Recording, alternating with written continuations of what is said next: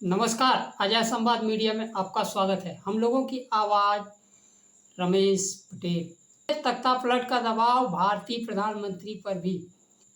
समय के साथ खबर पाने के लिए चैनल को सब्सक्राइब करें। नमस्कार, खबर विस्तार से।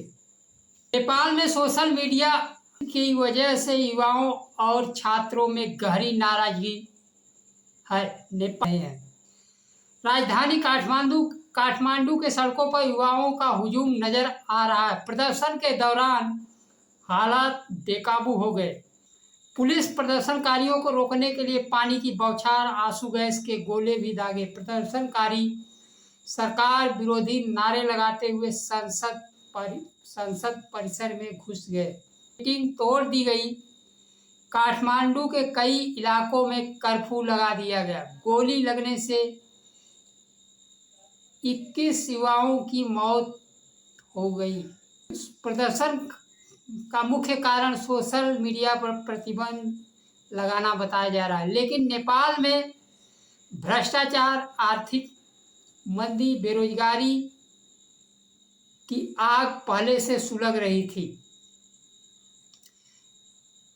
नेपाल में 90% आबादी के हिस्से में केवल 5% संसाधन आते हैं, जबकि 10% आबादी के हिस्से नौकरियां 95% के हिस्से में आती है। अभी तक नेपाल में कोई भी दलित पिछड़े वर्ग से प्रधानमंत्री नहीं बन पाया। सोशल मीडिया पर प्रतिबंध लगते ही लोग भड़क गए। राजनीतिक भ्रष्टाचार में नेताओं के बच्चों की लग्जरी कारें, ब्रांडेड कपड़े, महंगी घड़ियां, विदेशों में शिक्षा और विदेशी दौरों को लेकर वीडियो वायरल हो रहे हैं। नेपाल के नौजवानों को संदेश दे रहे हैं कि आम आदमी को जिंदा रहने के लिए संघर्ष कर रहा है और नेताओं के बच्चे हर सुख सुविधा का भोग कर रहे हैं। नेताओं से सवाल पूछ रहे हैं कि उनके बच्चों के पास पैसे कहां से आ रहे हैं। आम लोगों का मानना है कि भ्रष्टाचारी रिश्वतखोरी बढ़ गई है। 20 लोगों के मारे जाने के बाद युवाओं ने पूर्व प्रधानमंत्री, मंत्रियों, नेताओं के घरों को निशाना बना रहे हैं और नेताओं को पीट भी रहे हैं और उनको निजी घरों को आग के हवाले भी कर दे रहे हैं, जिसमें पूर्व प्रधानमंत्री झलानाथ खलल की पत्नी की आगजनी से मौत भी हो गई है। गृह मंत्री, कृषि मंत्री समेत 5 मंत्रियों ने इस्तीफा दे दिया है। नेपाल के प्रधानमंत्री ने भी इस्तीफा दे दिया है। जेएनजी के प्रदर्शन में कई लोगों की मौत के बाद प्रधानमंत्री केपी शर्मा ओली पर दबाव बढ़ गया था। प्रदर्शनकारियों ने केपी शर्मा ओली के घर में भी तोड़फोड़ के बाद आग लगा दी। पूर्व प्रधानमंत्री शेर बहादुर देउबा के आवास में तोड़फोड़ की गई।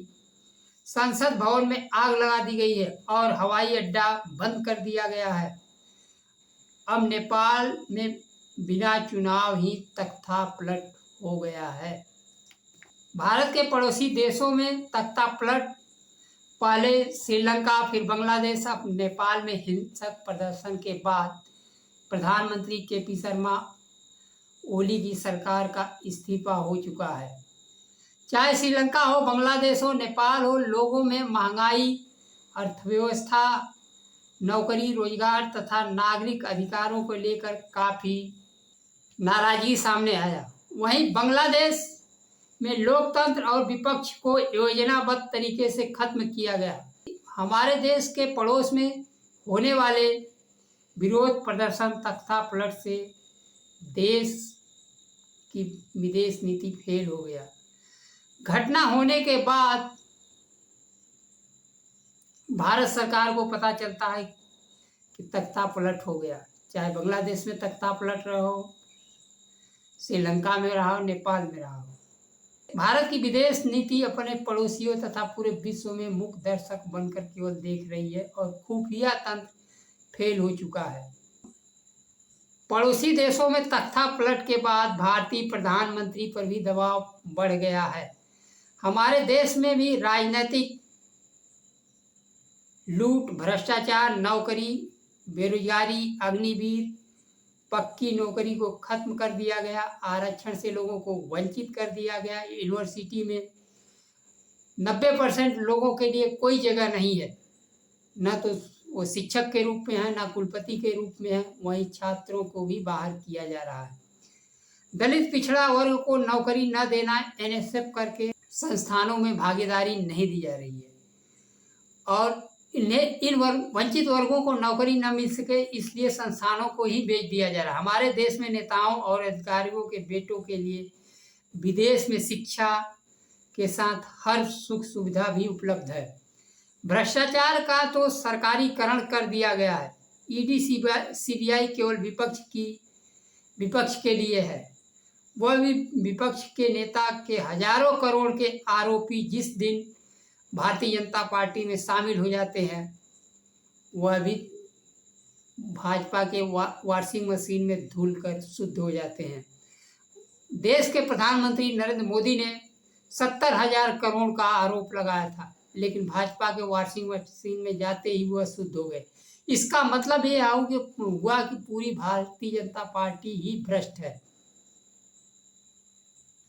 प्रधानमंत्री का आरोप लगाना ही उसकी जांच न होना भ्रष्टाचार में प्रधानमंत्री को शामिल होने का प्रमाण है।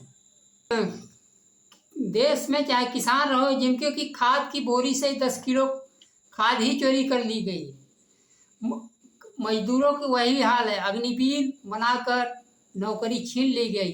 बेबसी आम लोगों के लिए नया मुद्दा आ गया, वोट चोरी का।